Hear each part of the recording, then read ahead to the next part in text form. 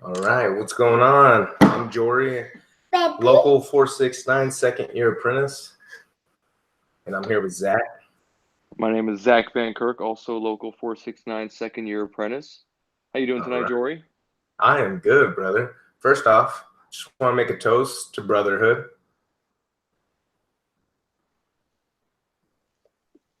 All right. Zach, what the hell is happening, dude? Well, not much, man. How you doing tonight? I'm good, bro. I'm good. I'm just sitting here watching the kid. Had a few things to do. Baby? Yeah, a few errands today. You were out and about too. Where'd you go to the park, you said? Well, we obviously worked today, but I went to early dinner, and then went to the park with the kids, trying to get some family time in. Yeah, that's hard, huh? Oh, yeah. But yeah. So one thing I wanted to talk about, dude, is there's a lot I kind of wanted to cover. But how did you get into the trade, dude? So that's a good question, man. So I should have been in the trade a long time ago. I'm actually fourth generation, but I was pretty stubborn and didn't want to do the trade until I was 29 years old. But heard about it through my parents or through my dad and grandparents, great uncle, joined in from then. But So yeah. what'd you do before then? Like being all selfish and serving your country or some crap like that. Yeah, man. I was in the Army for 3.5 or 4 years. Then bounced around to different jobs after that, not thinking I would be, amounting to anything of myself or have the ability to amount to anything to myself after the military. So bounced around to a couple pointless jobs, and then just kind of pulled my head out of my ass and decided to become a union brother. Heck yeah, dude. You're one of the first people, as far as apprentices that I'd met. You, Grant, just like some real core guys between us. And I think that's important. Like your first crew you're on kind of makes a difference in you. And just, I think we're real lucky. And everyone that we met, I mean, is still in the program. We're going into our third year. And we really embody that camaraderie, and we really feel it. Even though we've evolved, gone here and there, we all still kind of stay tight knit, and I think that's badass. No, man, I agree too. Because I mean, I think it's one of the things that's most important about union from day one. I mean, you're forced to rely on these guys that you have no idea who they are. Hey man, I have to get up on this ladder. I need you to watch me so I don't fall. So you have to. It's not life on the line stuff. It's not first responder stuff. But I mean, you still have to put your hands in your brother's hands. But it's still beyond that. I mean, outside of work, everything that happens. Can you be a little quieter over there? I'm sorry, man. No, I'm hearing you loud and clear, but that one thing that was pointed out, a statistic was 1% of the population in the U.S. is veteran, but 14% of the UA population and brothers, sisters are veterans. Hold on, just she's all right, man. She's all right. She's just moving chairs. She's moving stuff. Yeah. I'm here on dad duty, and that's another thing with just being around family and the guys, the journeymen, guys like Larry who took their time. You watched my kids a couple times, Frank's kids a couple times, and just how close we are, and how we take that serious, and how that's preached to us by really good journeymen who try to carry us along and show us about it. Yeah, man, agreed. I mean, it's stressed from the very beginning that we have this core of leaders, and we have to rely on them, and it's more than just a boss atmosphere. It's not like, hey, you have to rely on your boss to take care of you on the job. It's, hey, you got to rely on your boss to be your brother off the job as well too, and you go to that hall and you argue with your brother, you fight with your brother, but it's all for the betterment of this hall. So. I mean, it's stressed from the very, very beginning. We may butt heads, but at the end of the day, we're all part of the same UA. I agree with you, and I'm listening to you. She's just having a blast over there, bro. And yeah, I like how through the the fighting. That's what really kind of brings you closer. You know, I can't think of one journeyman I admire that I didn't like bump heads with at Yeah, some. But that makes you closer. yeah, man. And that doesn't mean, fighting or arguing or screaming at each other. It just means you came to a disagreement, didn't see eye to eye, and maybe didn't ever come to eye on that single issue. But you realize outside of that, you guys have agreed on 50 other things that were much more important than that sole issue there. So it's a lot about getting past this stuff too. But I mean, just like siblings, you got to fight. It's just part of it. There is one thing I want to talk to you. Now it popped in my head. I'm going to jump straight into that, dude. So I'm 31 now, and I think you're about 31. I just turned 31 last week, man. So I was a Phoenix police dispatcher for 10 years, and it took me 5 years to become a really dedicated person. I was a real piece of shit before that. I was 18 years old when I started. I didn't take anything serious. I was gung-ho coming in, but after about 2 years, I got bitter. And then 3 years of bitterness, and I think that's when I had a really good mentor take me under his wing and knew how to talk to me and showed me the way. At what point, I mean, I don't know, everyone's different, but at what point did you take anything in your life serious as far as career-wise? Gosh, man, not until or mid-20s. Probably it was probably around then. Once I started having created my family, got married, had my kids. That it was you stop looking forward to something that's going to get you a paycheck. And you just something that has zero fulfillment outside of that. Because you go home and you want to tell your kids what you did at work, and you want to be proud of what you did at work. And although these guys may never see it, because it's locked inside of a building or anything like that, but it's something that you want your kids to be proud of you. So you attach yourself to a career. You start not a career specifically, but a more of a career driven attitude towards things. So. Once that kind of hits you a little bit. I mean, and obviously people have families and kids at different ages too. But I think a lot of people will say that somewhere around 23, 26 is when they kind of wised up, and just kind of realized that things were going to be this way or that way, and it was going to be harder that way, and it was going to be easier this way. So you might as well go this way, Right. It's funny that you say between 23 and 26 because when you jump into this trade, it was traditionally when you're 18 years old-ish. Mm-hmm. Some people a little younger, some people a little older, but it taught you more than how to be a man too. And us coming in at 29 years old, it was like we were a little further along. We kind of knew what we had to do, and we don't know everything about it, but that's what we're learning now. And looking back now, that's why I say 5 years. It took me 5 years, and that's how long it takes to become a journeyman. So, and that's how long it took me in my last career to really take it serious and be proud of what I was doing. And what was it in the old days? They did something like you had to live with your journeyman, cut his wood, make his breakfast type thing. And I'm glad we don't have to do that nowadays. But I do see guys 20, 21 who think they should already be a journeyman, but at the same time, they may have some sort of skills, but they don't have everything else around it that.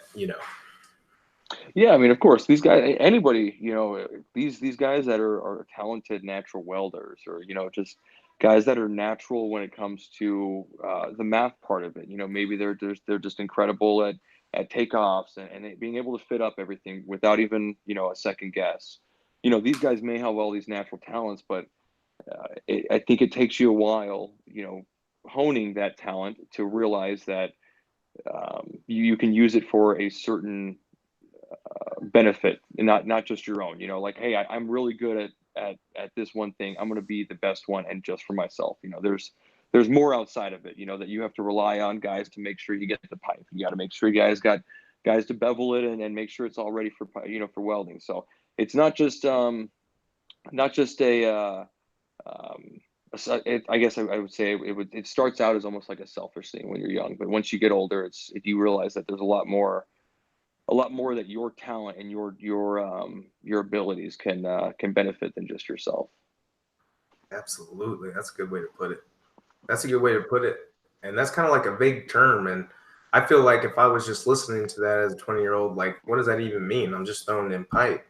But I mean, you could just go in and throw in pipe ahead of your journeyman, try to run him over. A guy who's older, can't move as fast, and you can just try to make him look bad. Or you guys can work together and still, don't matter how long you've been in the trade, try to learn something and try to spread that to other apprentices. I mean, we got a lot of guys who are just coming in, and I was teaching a guy how to lay out the other day, and that felt good. That's investing already as a second year back into our trade. And yeah, I And think that that may be a maturity thing. That maybe I've been around for a while, but I mean the main important thing is that you're taking something that you learned, and I mean not only are you teaching somebody, but you're excited to teach somebody about it because it's something that you understand. You took the time to understand what this is, and now you can reciprocate this. You can tell this to basically anybody, and for the most part, somebody will understand, or at least if they have a passion or, a general sense of what's going on, they'll understand. But, it's that there's an excitement to teach these guys. And that's more of what this whole brotherhood thing is about. It's bigger than us. Hell yeah. Well, it is way bigger than this. And then speaking of that, I went out to an apprentice seminar recently, and afterwards, all the apprentices from across the nation had a list of all of us in our emails, and there was a handful of guys who I'd contacted. I got their phone numbers, and we're gonna try to bring one on tomorrow. If you're okay with that, come on. We'll talk to them a little bit, see what the training's like over there, bro. What do you think? Yeah, I'm down. Heck yeah. Because one thing that I think would be good is just kind of talk about what their specialty is. I gotta see where he's out of. I forgot to double check that. That's one thing I want to see. What are they getting their hands on? We specialize in intel down in Arizona. You know. Yeah, no, absolutely. I think that's one thing. I mean, that kind of goes towards the bigger picture as well too. Is that we're all still representing an overall UA. We may have different, like I was saying, specific skills. Our own locals may have specific skills. We do a lot of high purity stuff and 469. Granted, we do have our hospitals, we have our ballparks, and we have our dirty jobs, but our thing that we specialize in is high purity piping. So I think it'd be interesting to see. Hey man, this is something that's entirely a different part of our UA. We work in refineries. I worked at paper mills my whole entire apprenticeship. Something like that, because it all fits into a giant puzzle that we all are making up with this UA. Yeah, I think I saw something in the UA Standards of Excellence presentation that pipe is the biggest. We have like the biggest scope because there's so many processes in pipe. Yeah, And you can't get it all. And I guess that's a two-part thing I'm trying to touch on, because you just reminded me of it, how much is involved, but also the standard of excellence I kind of wanted to touch on, see what you think about. And that presentation, how'd you like the presentation and what they're talking about? Yeah, man, I thought it was important information for guys to hear because although they've probably heard it, a dozen times or 100 times, depending on how long they've been in, the stuff that they teach us or that they went over there is important.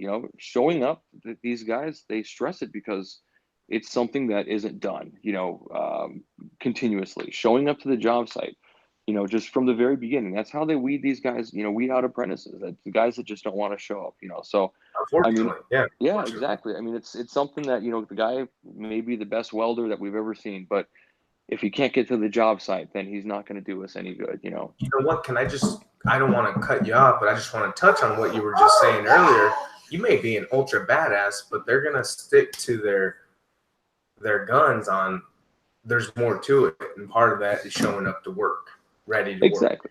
And I mean, I totally understand once you've put in your time, we all have families. So there's reasons that, guys can't be at work, but I think when it comes down to it is that you have to put your time in first. It's going to suck, I mean, hopefully you don't miss any major life events, you still make time for that, but there's 50, 60 hour work weeks that suck, but you have to put in your time now so that you have those privileges, those rights later that you can, you've proved yourself as an ultra badass welder. So you can take that time off, or you can, you show up late once and you get you don't get, a write up or anything like that. So, but you absolutely have to put in the time. And I think that's another thing that, that stresses with the standard of excellence is that, you can't show up to the job site and expect to be handed, the reins to the entire company. You say, hey, you may have all your stuff together, but you absolutely have to show up to work on time. You have to be here every single day, and you have to show your brothers that you're going to be a brother, and that you're not just here for a job. Absolutely. That's very well put. I like that. I really do like that. That kind of stuff gets me going. And like a lot of guys, as you know, people listen to this who don't know, but I've kind of got a rap for being Mr. Motivational, right? And when I say stuff like that, Frankie's the first one to shoot me down, but he means it in a good way. I like it. But I learned how to be a student, and some people are raised in a strict household or they were taught by someone. No one taught me, and that's why I was a big piece of shit when I was 18. But through my life experiences, I learned life lessons later in life, and I'm excited about them because I learned them so later in life. So I appreciate like the simple stuff. Experts, boxers, expert journeymen, expert anything are doing the basics, but at a very high level. Absolutely, man. It's stressed that, just simple things with all sports. You look at baseball. How many times were you told, or if you played baseball as a kid, or how many times do you hear keep your eye on the ball? Like, how simple of a rule is it to just keep your eye on the ball? You think that, like, okay, I have to absolutely keep my eye on the ball, of course, because it's baseball. I don't want to get hit. It's the same thing with the job site. Yeah. It's the same thing with the job site, man. Show up on time. You think it's basic information that you should know to show up on time, but you have to be told it because these basics have to be reiterated. Guys playing football, keep your pads up, keep your pads up, keep your pads up. They don't say the same basic thing over and over again for just for absolutely no reason. It's stressed because they are basics, and they need to be reminded that this is your foundation. You may get told 15,000 things after that, but the foundation is show up to work hard, be there every day. Hell yeah. You just had it right there. That's exactly what I'm talking about. And that's what I get excited about when I see something. Like when I see a journeyman just lay out something on the floor and then it goes in beautifully, like I just appreciate that. Like you're a badass, and if you're talking to a real badass journeyman in that situation, they're like, dude, it's easy. You can do it. And it's like, shut up, dude. That would take me a whole day to do, and you just knocked it out before lunch. And yeah. It's just badass. I appreciate that kind of stuff. Yeah.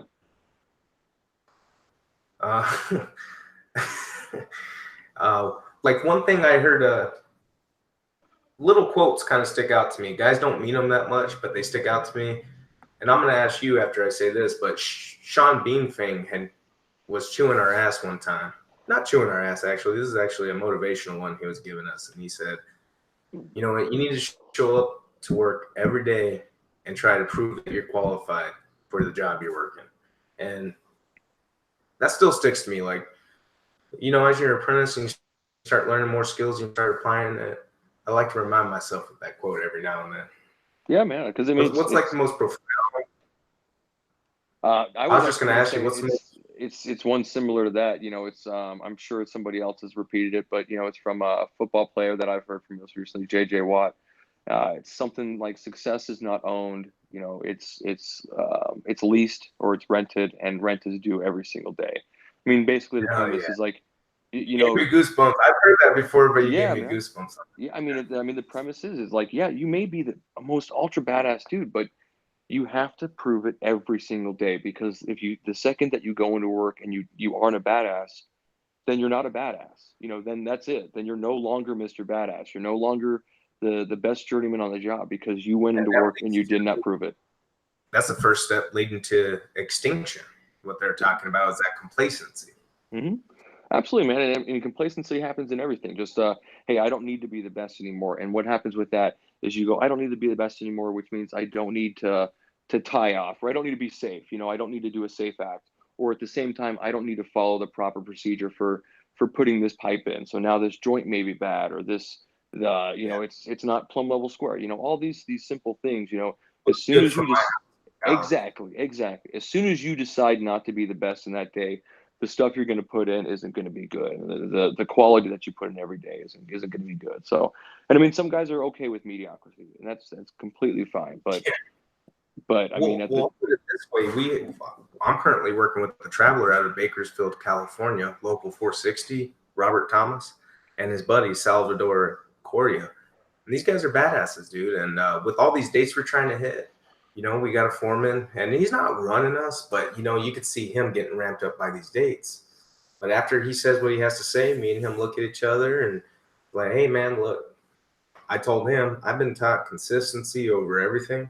So I'm not going to stress out. I'm just going to make sure we're getting stuff done, doing it right, doing it safe. Intel's a whole different beast.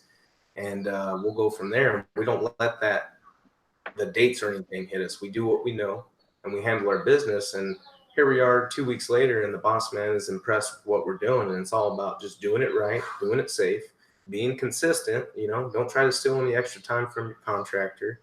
Standard of excellence, man. If you follow the standard of excellence, the contractor is going to like you. You don't have to you don't have to suck ass. You just come to work. If you're questioning what you need to be doing, look at the standard of excellence. Yeah. And I think we also need to understand that I mean, part of a standard of excellence for a foreman is to ride your guys' ass. You have to get on your guys, because the second that you don't, they may slack off. Even if you know that you're going to hit your dates, you got to ride ass sometimes, because that's just how job sites work. And as a journeyman and apprentice, you have to understand that that's that guy's job. His job is to come tell you to move faster, even though you may be moving just right along. They're getting their ass ridden from higher up there too. Yeah. But I mean, another thing is slow is smooth and smooth is fast. The second you decide to put that date above consistency, above quality, above safety, that's when you start compromising everything with the job entirely, because you're going, you know what, this date is more important. I guarantee, as much as sometimes it loses money for contractors and the customer, I guarantee 100% of the time they'd rather have pipe look good, everybody go home the way they came in, and that product to last, and have it be 3 days late if that's what it has to be, versus, hey man, we rushed through this. That's going to be a bad joint. That's a bad joint. That's a bad joint. Oh, and Mark lost his hand. There's, fucking Mark, huh? But exactly. But but the tool was, but the project was done on time. But that, again, like there's other things that these guys have to do because they want us to go faster. But at the same time, you have to understand that the more you stress and the more you rush, that's when accidents happen. That's when mistakes are created. And what feels good to me is going home each day and knowing I did my best. Yeah. I didn't cheat anybody. I didn't cut any corners. I didn't get anyone hurt. And the pipe still went in. And whether or not customer, anyone likes it, I know I'm being trained by the best. I'm following the best. I'm following their lead. And we're doing everything we can. And that feels good. I don't go home. I don't get mad. So if they approach me, I don't get mad. You don't get mad when you're doing everything you can. People who get offensive, I think it's something that, and you kind of cut out. So no, you're good. I don't. Okay. So, but the thing is, I think when people get mad, they just have like a guilty conscience. So I just like to go to bed knowing I did everything I could that day, and that goes with family, everything. Family. Absolutely, man.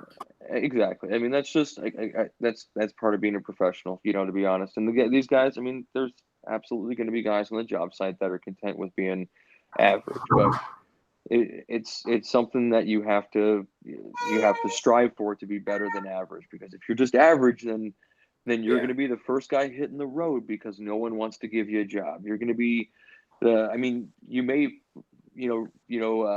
be take it as something cool because you'll be able to represent your local outside, but at the same time you have to realize that if you're the first one traveling, you're probably not the first one on the job site for a good job. I mean, again, people are okay with mediocrity, but it's not something that that our standard of excellence, that our standard of quality, that our standard of safety, that any of that wants in a union brother. Take your mediocrity somewhere else. It doesn't need to be here, that's for sure.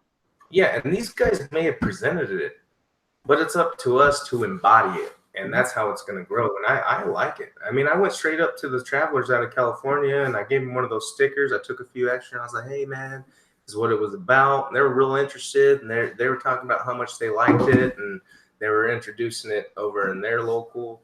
And that's a beautiful thing. I got a guy out of California who knows what we're doing. You know, there's a universal code within the UA. That's just, it's blowing my mind. It's the first time really working close with the traveler and being able to connect with him on every level, and them being union strong and showing me, dropping knowledge on me. And that, hey, how you doing? Oh, one thing I wanted to ask you, I'm going to switch gears on you here. So going into our third year, we're going to be third years, and we got a lot of first years and applicants coming in to be first years. They may see this. What's something you can tell to these guys who are coming in? Maybe they're hearing some negative rumblings. Maybe they're, you know, what kind of stuff you'd hear as a first year. What advice, like one solid piece of advice without being too long-winded and going back and forth. What's one solid piece of advice you'd give them? Tone it out and put your head down, man. I mean, at the end of the day, and this isn't to diminish, anybody, because, we're all brothers. But at the end of the day, you're a first year apprentice. You may be upset with the job. You may be upset with how things are going. You may not like your foreman, your journeyman, anybody else in front of you. But you got to put your head down and just stay the line. It's not easy to do either. There were plenty of times when I was a first year that, I stepped out of line, or I, at least, in my opinion, I stepped out of line, and it takes, you have to take a step back, and somebody around you usually says, hey man, you're out of line, or you're not doing the right thing right now. Yeah. So, and no one wants to hear that, but I've heard it myself. Yeah, absolutely, man. And that's not the greatest thing to hear. And, that doesn't mean that you stood up in front of the hall and called the president a bastard, or anything like that. But that just means that, you spoke out of turn in the morning, or, in a meeting, you were joking around a little bit too much. So sometimes you got to be, be roped in and get pulled back in. But I would say the one thing to avoid, any sort of, I don't know, bringing you down or any sort of public embarrassment is just keep your head down and just stay on the line, man. Yeah. And just to elaborate on that, I'm not going to give any salt. I like what you said is the professionalism, and just when you're on the job, keeping your head down. Just understand that the customer can see you, and the general contractor can see you, and everyone who doesn't like unions can see you. And all they need is a little bit to go against us. So just remember, when you're walking around, you're goofing around, that eyes are on you, and that's just one of those things. You're not representing just your company, you're also representing the hall. And you make 100 first impressions, at least 100 first impressions every single day, especially at a big job site. You're gonna meet 100 to 200 people, even if you don't meet them and you don't say a single word to them.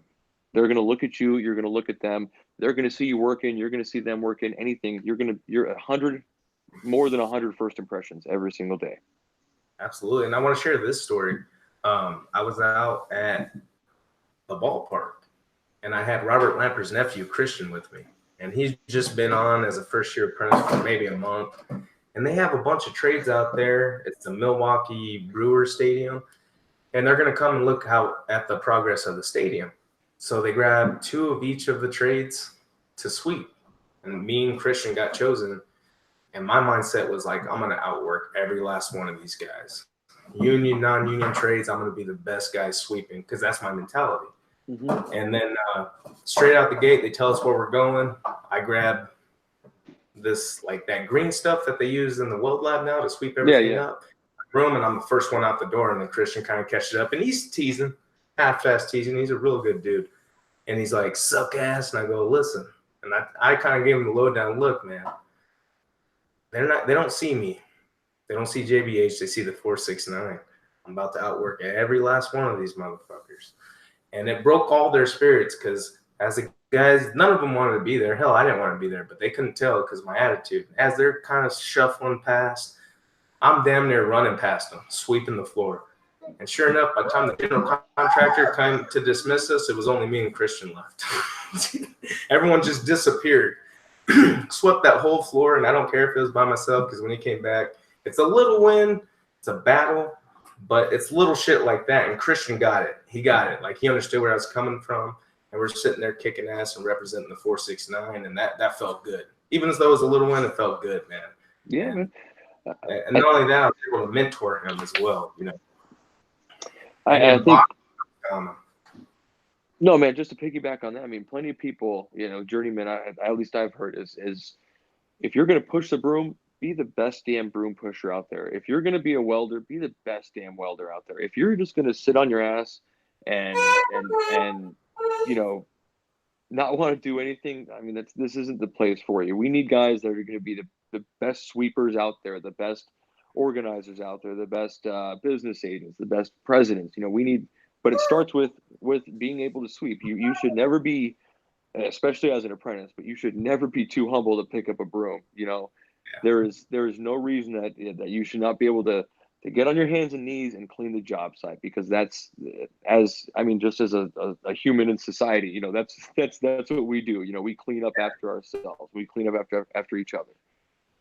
And I consciously have to tell myself stuff. Like if I'm walking past a piece of trash, I'm like, but I remind myself, like, pick it up. Someone's watching. And no one's around, but it's like just someone's watching, and it builds your character too. You know, that should just be who you are. And it is hard to overcome that. I have tangible skills now. This is I'm above this. This is peasantry. But no, man, you're never. I like what you said right there. You're never too good, and just keeping it simple. You know, every time someone talks to me, I'm like, I don't know, I'm just a piece of shit apprentice. You tell me what you need me to do. You know, exactly. And I'm not really thinking I'm a piece of shit, but I'm just like putting in perspective, reminding myself, hey, dude, you're here to help. You're not here to be the man. You're here to help. Exactly, man. Agreed.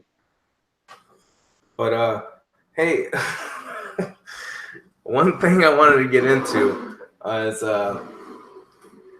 embarrassing stories. So, is there any embarrassing story that you may have that you want to share through your apprentice? Maybe something that you can't live down.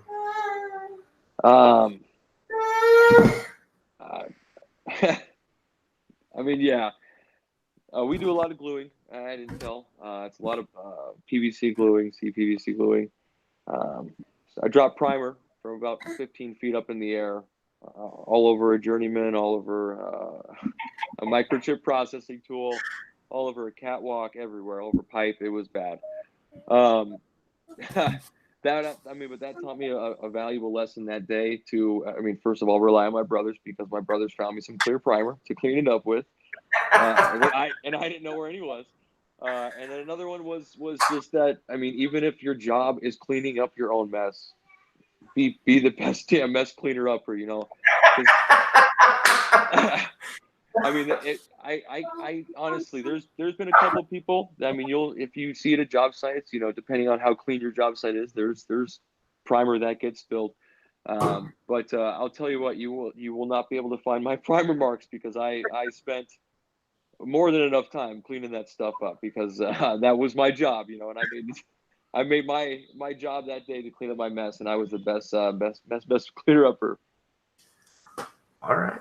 I like that. And I'm gonna have to leave soon. This. But what I want to do, I want to ask you: is there any journeymen out there that you want to give a shout out to, brother? Yeah, I mean, Larry Mauricio, bro. I mean, Larry's king. Larry King, bro. I mean, he's boss. I may not always agree with what Larry says. I may not like how he says it. I may not like how hard he is on me sometimes, especially when you know, it's for, you know, I believe that my reason is good, but he's one of those guys that relentlessly will ride your ass, you know, if you're doing the wrong thing, but at the same time he'll make you feel like he's just your older brother, just making sure that you know that what he's telling you is for your own best interest. You know, it's not because he wants you to do it and it's because of his way. It's because he wants you to be better, you know, at the end of the day. Can I just second everything you just fucking said? He's a good dude, man. Him and his wife Delia, man. Yeah, absolutely, man. And they've taken care of me. I mean, it's something where, you know, coming in, like I mentioned earlier, you know, being a fourth generation, people knew who my family was. So as soon as people saw the last name on my hat, there was there was opinions made immediately, and I think Larry was really good about taking away that last name and being, hey, you're a day one apprentice. Like let me mold you. Let me start from beginning. So I think that was probably the most important thing too. He does not discriminate at all. Absolutely, no, he doesn't, bro. I was a skinny white dude who never stepped in a construction site ever, and he. But I mean, yeah, I mean, he's probably one of the best dudes I know in the trade. That's for sure. I really got to second that. That's just really good people right there. Hey man, I hate to cut it out right now, but I do gotta go. She's trying to get my attention right now, so I gotta jet out. Man. I've been working all day, so the family's calling for me too. So I get it, bro. Well, to brotherhood. I'll see you later, brother. Yeah, bro. Take it easy now.